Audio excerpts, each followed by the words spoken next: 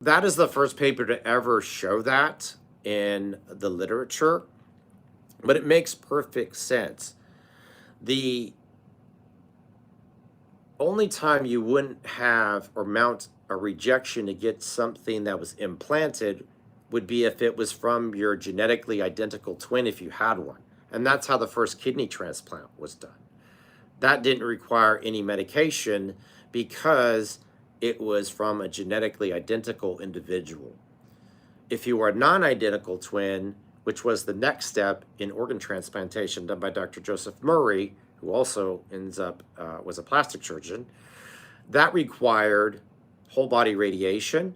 And then when they started cadaver transplantation with kidneys, it required azathioprine and prednisone. And that was all meant to help block the patient's immune system response to the transplanted organ. Now, obviously, a breast implant is not going to be recognized as your own tissue because it can't.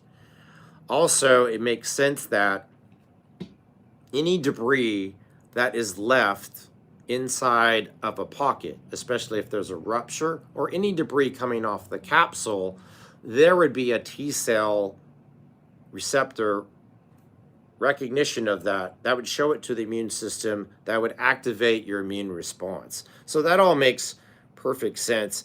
And I've been asked routinely, like, what do I think are safe implants?